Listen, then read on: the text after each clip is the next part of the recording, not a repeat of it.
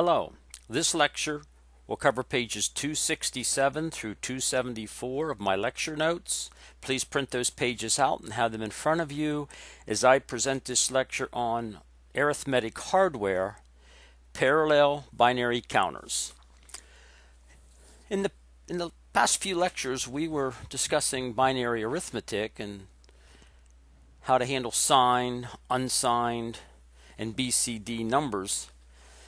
But this lecture is going to concentrate on specifically the hardware, how you implement the addition and subtraction with hardware. On page 267, now let's look at the hardware. The diagram below represents the functional blocks of a digital computer system minus the I/O, the input-output blocks.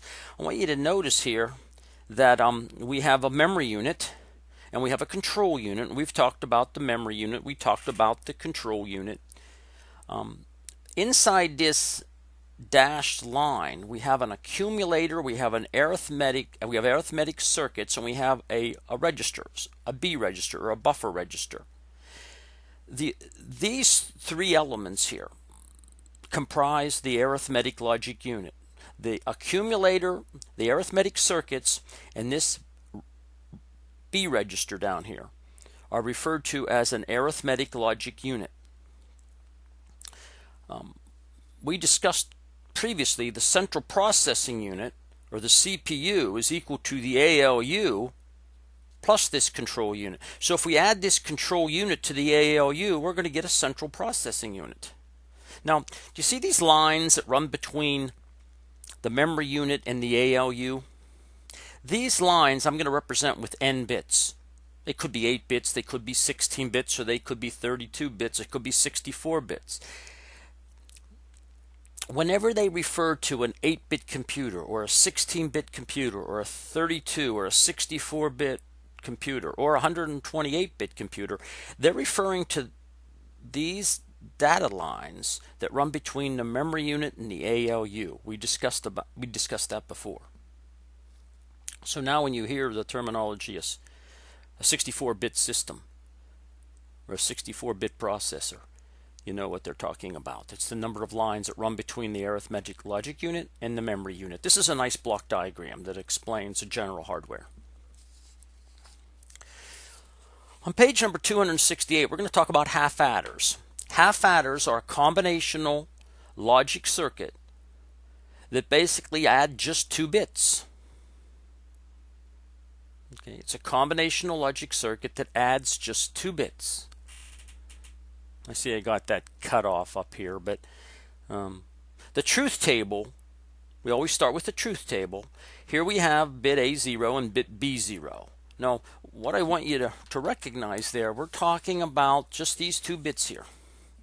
Here's A3, here's A2, here's A1, here's A0, here's B3, here's B2, here's B1, and here's B0.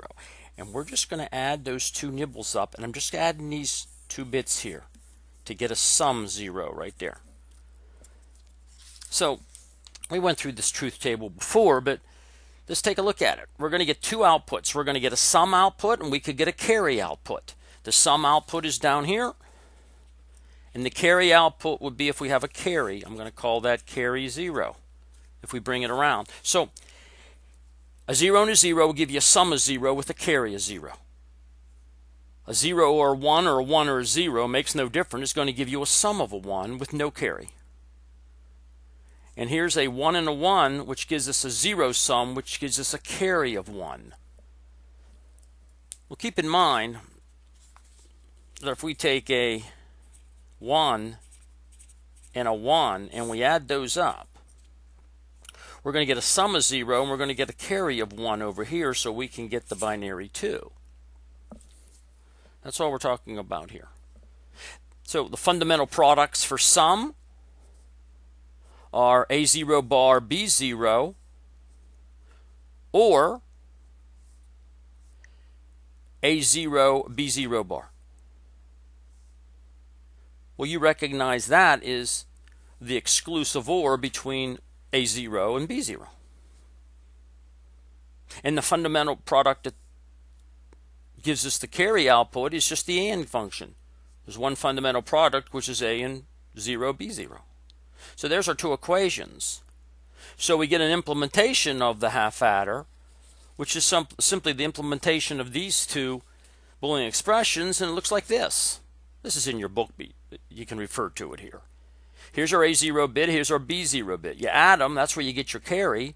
You AND them, you AND them, you get a carry, and the exclusive OR gives you a sum. That'll add 2 bits. Well, the half adder is not very useful because the only time we need it is to add 2 bits is on the least significant digit. All other times we're going to need 3 bits to add.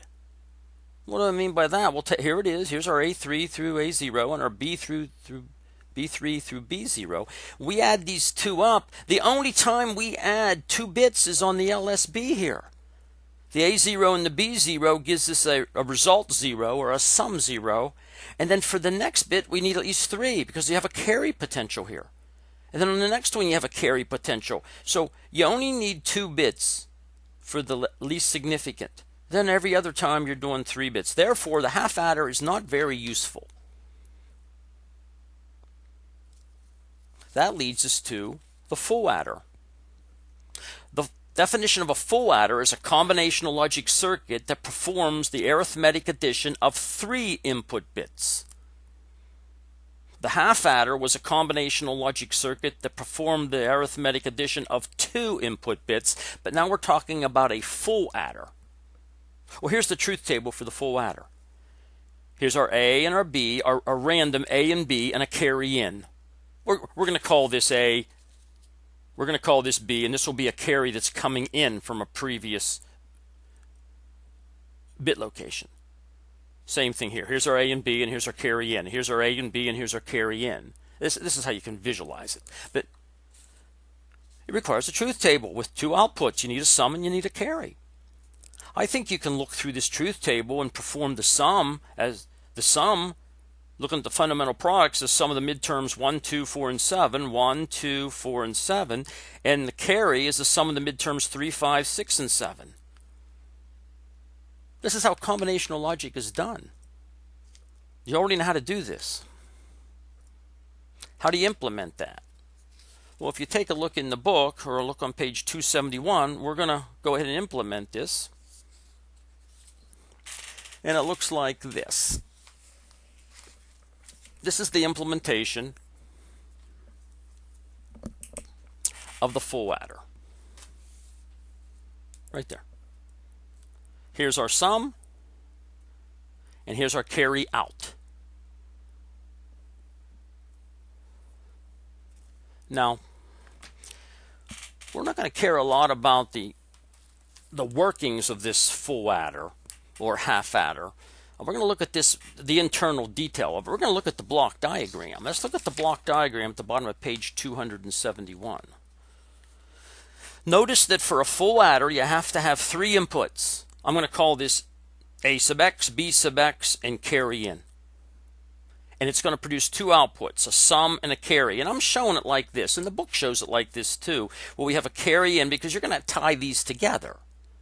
I mean, on this full adder, why are we having a carry in come over from the right and a carry out, coming in from a carry in coming in on the right-hand side and a carry out going out on the left-hand side? Well, I think you can see that when we add these up here, we're going to have a carry coming in, and we're going to have a carry going out. Here's your carry coming in, and then here's your potential carry going out. You have to visualize that. So here is our block diagram with our 3 inputs and our 2 outputs. Let's take a look at a 4-bit adder using 4 full adder circuits. This is in your textbook as well, but we're just going to look at the block diagram here. I want you to notice something. In the least significant bit location for our A0 and B0, and what you have to be thinking of is right here. You have to be thinking of this. I'm talking about these. It's going to require 1, 2, 3, 4 adders to add up these 4 bits. But we don't need to use a half adder here. We can use a full adder here if we ground the carry in. Think about that. A full adder has 3 inputs, but if we ground the carry in, because there's no carry coming in from the right-hand side over here on the LSB, so we can get away with just using a full adder. And what are we going to add? We're going to add A0 and B0. Then we have a carry coming out. That carry coming out is this carry right here. No, we're going to add these 3, which is where we're at here. A1 and B1. And then we have a carry 2 coming out, which is this carry right here coming out. This carry right here coming out. And you could take a look that we get a carry 3 and we get a carry out. You could build this circuit. You know what's inside all this. I just showed you in the previous 5 minutes here. So all we're going to do is bring in our 4 bits from the A register, our 4 bits from the B register. We're going to add the bits up individually with the carries from the preceding sum.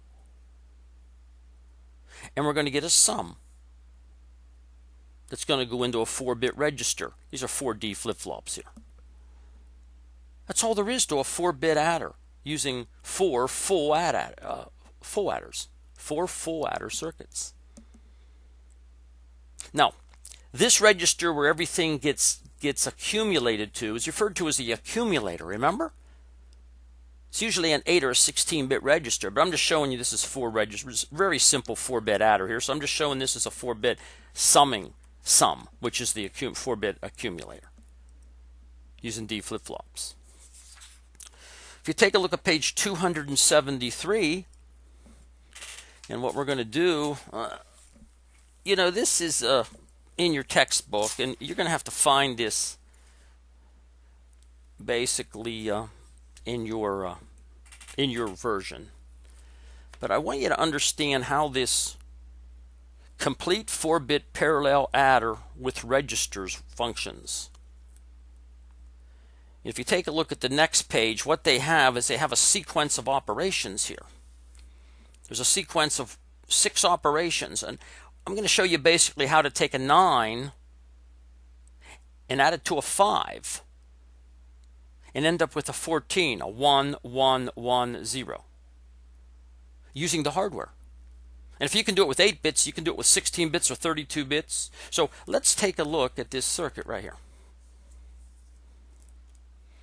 Notice that we have a 4-bit register here. Here's our D register, if you will. This could be our buffer register. They refer to this as the buffer register or the B register. Notice our 4-bit adder in the middle, all using all full adders.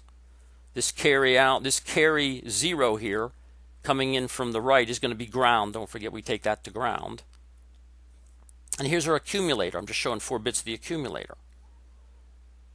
Well, how could you take a binary 9 and add it to a binary 5? Well, the first thing you have to do, and you have to look through the sequence of operations in the next page, is you have to clear the accumulator, because everything gets accumulated in this accumulator.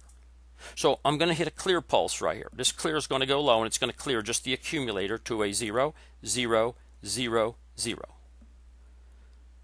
Then the next thing you're going to do is you're going to bring in from memory and put into the buffer register the first number, whatever it is. We said let's take a 9. So you put a 1, 0, 0, 1 here, and you give it a load pulse. Okay, that load pulse is just the clock on these D registers, and you know how on these D flip-flops. You know how that works. You just give it a clock, and then you get a 1, 0, 0, 1. And as soon as you do that, in sequence 3, this is all combinational logic here. It doesn't wait for anything at that point. There's an automatic sum that it takes the 9 in the 0, and you get a 9. You get a 1, 0, 0, 1 being set up on the input of the D flip-flops down here. You get a 1 because it's a sum of 1, 0, 0, 1. And you give it a transfer pulse. What the transfer pulse is going to do is it's going to take that 9 and add it to that 0, and it's going to clock it into the accumulator. It accumulates the intermediate answer, which is 9. So you somehow have to get that 9. Remember that first number 9 here? You have to get that into the accumulator so you can add it to this coming in from memory. So the way we did that real quick here is you put a 9, you clear the accumulator in the sequence of operations, so you have a 0, you're adding to the 9 you're bringing in, you transfer that into the accumulator. Now you bring in your 5 up here, you load it. You bring in a 5. As soon as you bring in the 5 and you load it, this is all combinational logic. Your 14 is set up on the output of all these sums, a 1, 1, 1, 0. These are just full adders. You know how they work, they just add.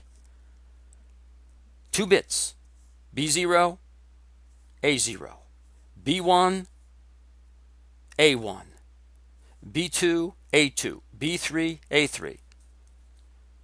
And you get a sum and you get a carry.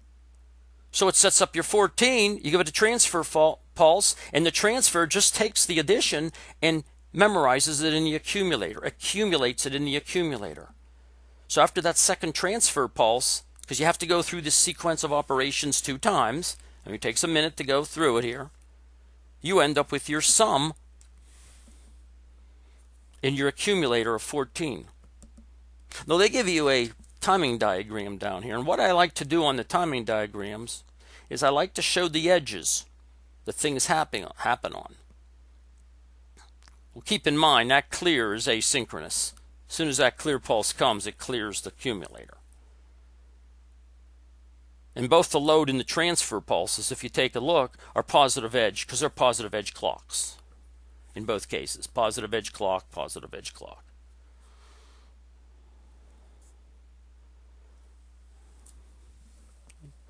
That sequence of operations is pretty important on that particular diagram. So make sure you understand how the complete 4-bit parallel adder with 2 4-bit registers work. And then finally cascading 4-bit parallel adders together to make them 8-bit parallel adders. Pretty simple to do. It's very hard to read page 274 of my lecture notes, so we just take a look at the textbook here. And notice that nobody builds those circuits using all gates. They go out and they buy a parallel adder. You can go out and buy a 74HC high-speed CMOS.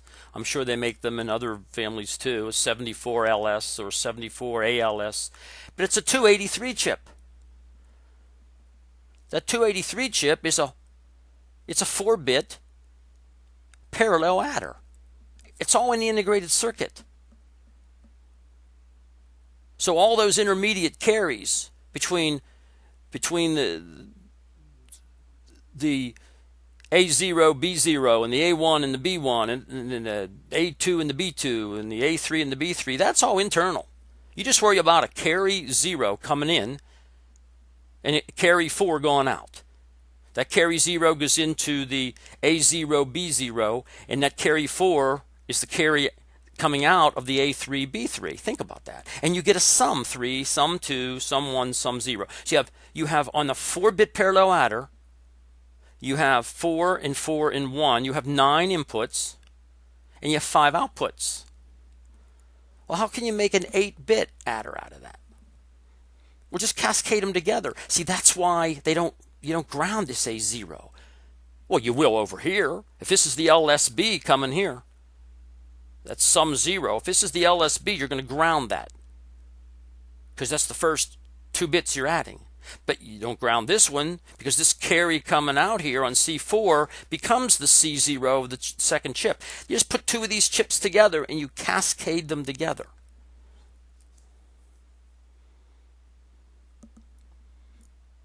And there's the circuit. The lower nibbles added together and the higher nibbles added together. It takes 2 of these chips. If you want to make a 12-bit adder or a 16-bit adder or a 24-bit adder or a 32-bit adder, you just cascade these together. You need more than just the 2. You need 1 of these for every nibble. Now in your book, if you take a look, there's example 610.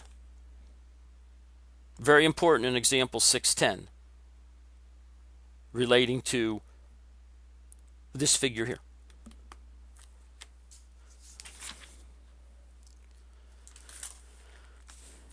And that concludes this lecture on parallel adder hardware.